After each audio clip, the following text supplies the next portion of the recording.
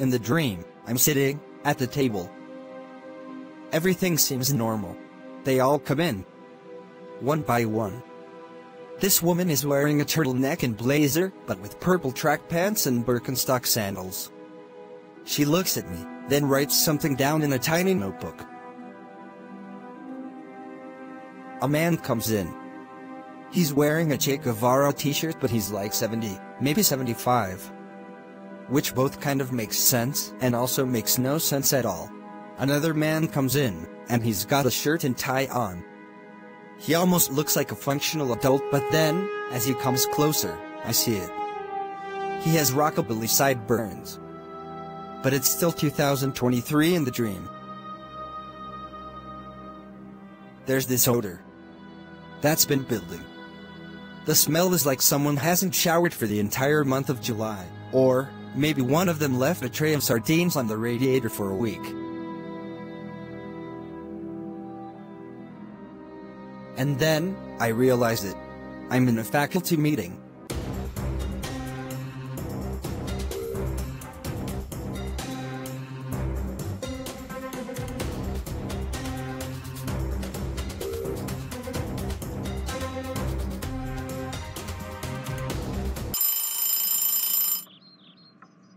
Today's the day. I realized that with all the drama yesterday, I forgot to get any food for breakfast. Are you talking to me? How am I feeling? Excited, you say?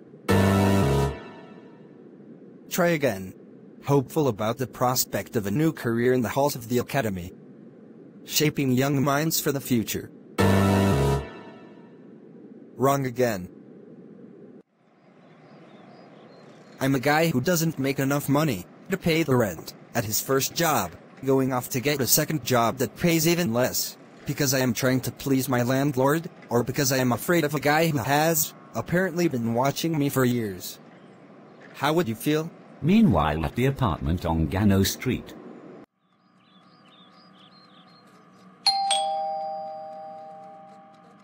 Coming. Doll, you living here? Obviously. Ain't nothing obvious about it. I'm here to do Chad a favor.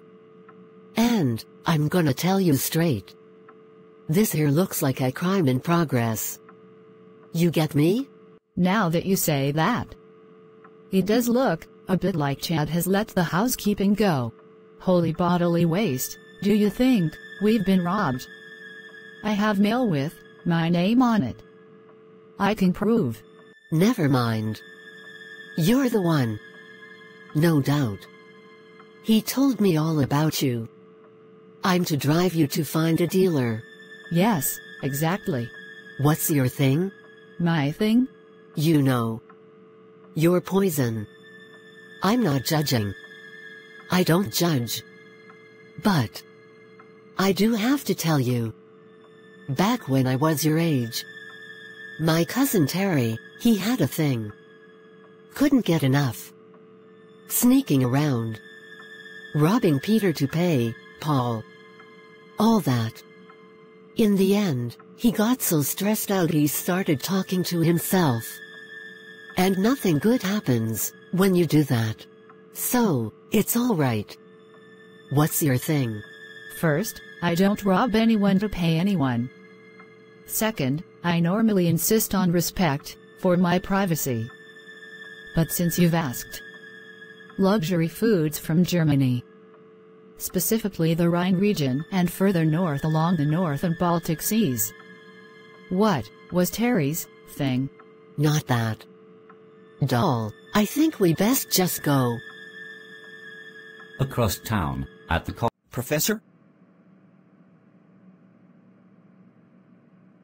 Professor Thaddeus Nowicki? You've passed the first test. The first of many. I did. You've been sitting here only 5 minutes, and already you could recognize greatness. Pick a man of class and intelligence out of a crowd of base riffraff. These other people have feelings.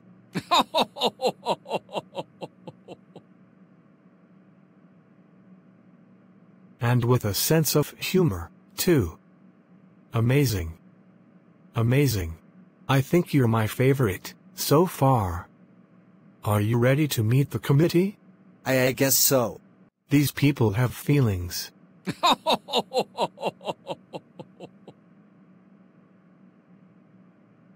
Somewhere on the streets of Providence. So, where are we going, doll? Take me to the quarters of the city, where the finest things may be found. So, you don't know. We just need to drive around, until we see someone, fitting the description. A German. A dealer in fine, German foods. Yes.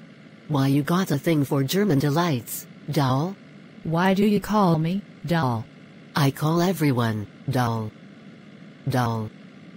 Don't take it personally. Is your food thing, is that some kind of childhood deal? Du bist meine Tochter, Cynthia. Ich liebe dich immer. Möchtest du Käse essen? Papa. Papa. Mine, Papa. It was just a question, doll. You don't have to answer me. If you don't want to. I thought the committee was coming?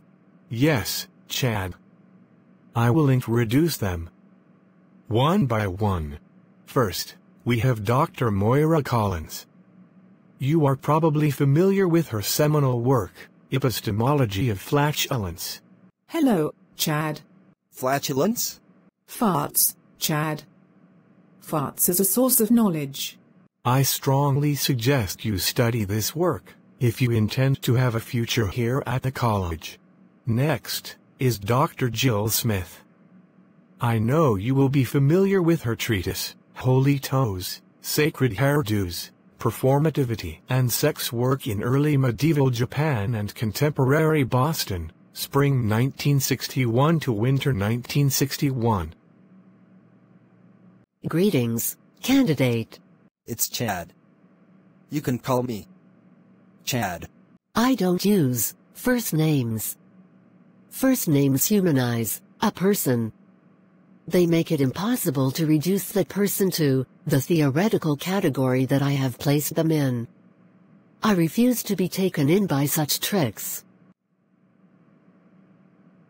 You'll know our next committee member as the founder of the Dumpling Institute. Also, from the Institute's groundbreaking report, titled A Poorly Conceived Research Agenda Designed to Secure Tenure. It's me, Dr. Carl Bergman Clintock. But you can call me Mr. Grant Money. Okay.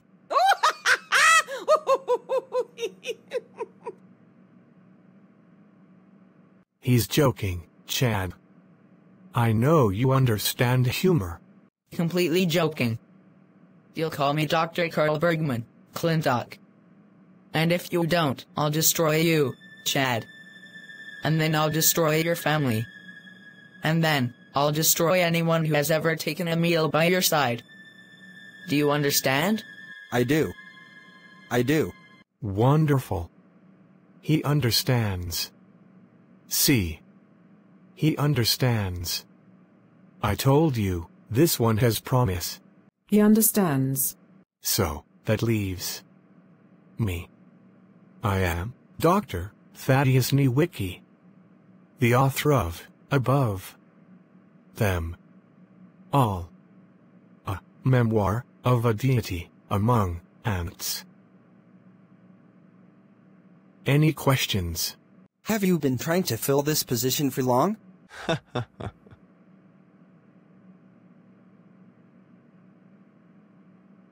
12 years, Chad. 12 years. So, what comes next?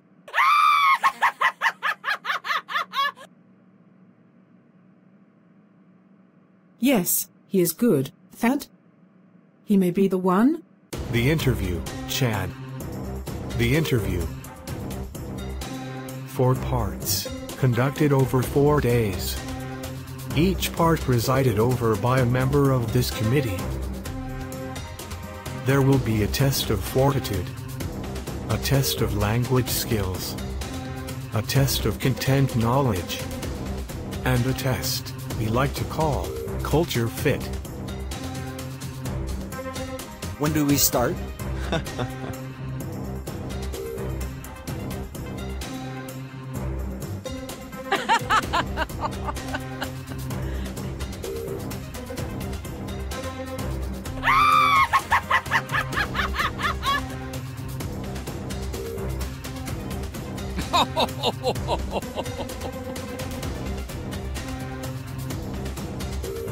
And so, it begins.